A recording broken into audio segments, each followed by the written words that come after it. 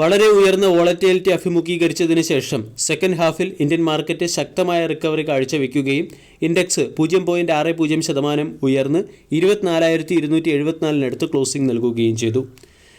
Q2 GDP growth ഡേറ്റയുടെ weak സെൻറ്റിമെൻറ്റിനെ digest ചെയ്യുന്ന പെർഫോമൻസ് ആയിരുന്നു ഇന്ന് ഇന്ത്യൻ മാർക്കറ്റ് കാഴ്ചവെച്ചത്. ഹെവി വെയ്റ്റ് സ്റ്റോക്കുകളായ Reliance Industries, HDFC bank, Infosys, Bharti Airtel തുടങ്ങിയ സ്റ്റോക്കുകളിൽ വന്ന കളക്റ്റീവ് ബൈയിങ് മൊമെൻറ്റമാണ് ഇൻഡെക്സിനെ ഹയർ സൈഡിലേക്ക് നയിച്ചത്.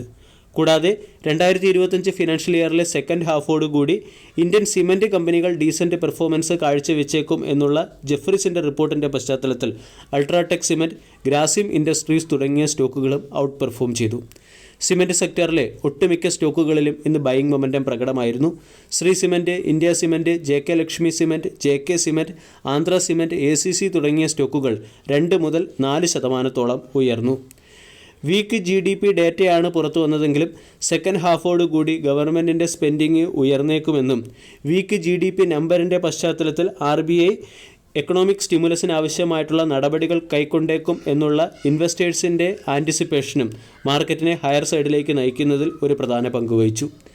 ഇന്ന് മിഡ് ക്യാപ്, സ്മാൾ ക്യാപ് സ്റ്റോക്കുകളിലും ബൈയിങ് മൊമെൻറ്റം പ്രകടമായിരുന്നു. മിഡ് ക്യാപ് ഇൻഡെക്സ് 1.11% ഉയർന്നപ്പോൾ സ്മാൾ ക്യാപ് ഇൻഡെക്സ് 1.02% ഉയർന്നത്.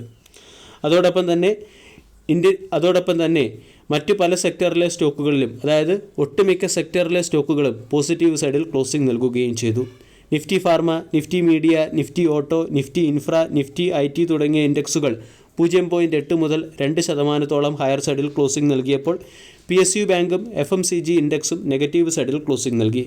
50 സ്റ്റോക്കുകളിൽ 33 സ്റ്റോക്കുകളും ഇന്ന് പോസിറ്റീവ് സൈഡിലാണ് ക്ലോസിംഗ് നൽകിയത്. Apollo Hospital, JSW Steel, Shriram Finance, Adani Port, Tech Mahindra തുടങ്ങിയ സ്റ്റോക്കുകൾ ഇന്ന് 1 മുതൽ 3.5% ഉയർന്നു. എന്നാൽ ഇൻഷുറൻസ് സെക്ടറിലെ സ്റ്റോക്കുകൾ നെഗറ്റീവ് സൈഡിൽ ക്ലോസിംഗ് നൽകി. HDFC ലൈഫ് ഇൻഷുറൻസും SBI ലൈഫ് ഇൻഷുറൻസും നെഗറ്റീവ് സൈഡിൽ ക്ലോസിംഗ് നൽകി. NTPC, Cipla, HUL, Kotak Mahindra bank, L&T, IndusInd bank തുടങ്ങിയ സ്റ്റോക്കുകൾ ഇന്ന് 0.5% ഇടിയുകയും ചെയ്തു. ഇൻഡെക്സിനെ സംബന്ധിച്ചിടത്തോളം 24,420 പ്രധാന റെസിസ്റ്റൻസായി പ്രവർത്തിക്കും. 24,420 എന്ന റെസിസ്റ്റൻസ് ബ്രേക്ക് ചെയ്താൽ 24,770 വരെയുള്ള ഡിസിസീവ് മൂവ്മെൻറ്റ് ഇന്ത്യൻ മാർക്കറ്റിൽ പ്രതീക്ഷിക്കാം. 24,100, 24,000 തുടങ്ങിയ ലെവലുകൾ മാർക്കറ്റിൻ്റെ പ്രധാന സപ്പോർട്ടായി പ്രവർത്തിക്കുകയും ചെയ്യും.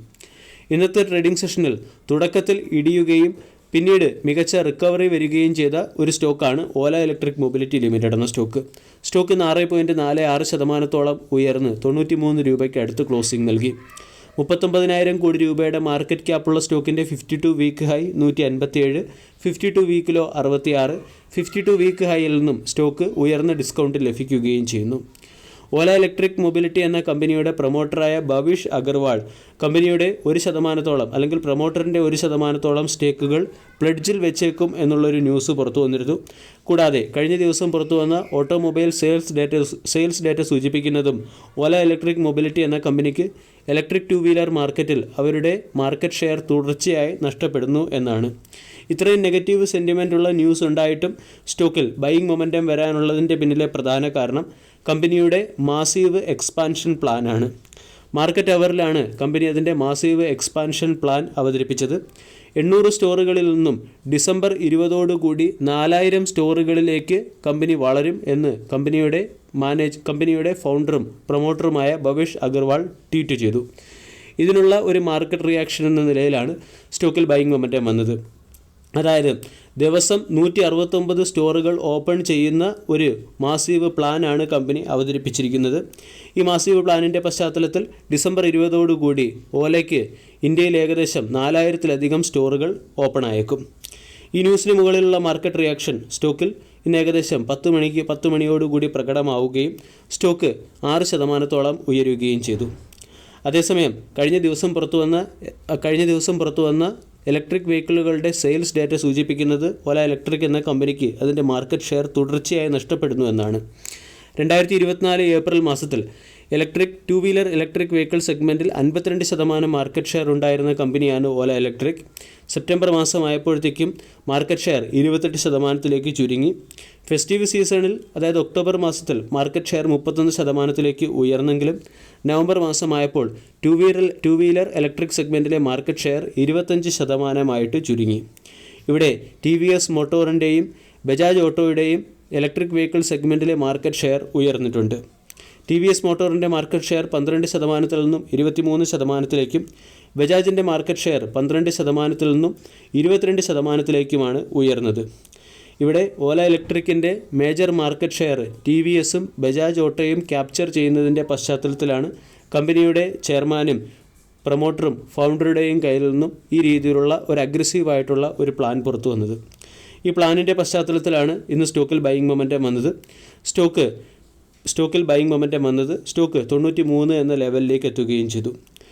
150 രൂപയ്ക്ക് അടുത്ത് വിലയുണ്ടായിരുന്ന സ്റ്റോക്കിന് 75-നടുത്ത് സ്ട്രോങ് സപ്പോർട്ട് ലഭിക്കുകയും 75-ൽ റൗണ്ടിംഗ് ബോട്ടം രീതിയിലുള്ളൊരു ക്യാൻഡിൽ പാറ്റേൺ ഫോം ചെയ്ത് സ്റ്റോക്ക് ഹയർ സൈഡിലേക്ക് നീങ്ങുകയുമാണ്. ഇന്നത്തെ ട്രേഡിംഗ് സെഷനിൽ സ്റ്റോക്കിൽ വന്നത് പ്യുവർ ന്യൂസ് ബേസ്ഡ് മൊമെൻറ്റമാണ്. ഡിസംബർ 20 വരെ കമ്പനി എങ്ങനെ സ്റ്റോറുകൾ ഓപ്പൺ ചെയ്യുന്നു എന്നതിനെ ആശ്രയിച്ചും കമ്പനിയുടെ മാർക്കറ്റ് ഷെയർ കമ്പനി എങ്ങനെ നിലനിർത്തുന്നു എന്നതിനെ ആശ്രയിച്ചുമായിരിക്കും കമ്പനിയുടെ ഫ്യൂച്ചർ പെർഫോമൻസ് വിലയിരുത്തപ്പെടുക. വീഡിയോ എല്ലാവർക്കും ഇഷ്ടമായി എന്ന് വിശ്വസിക്കുന്നു. Thank you.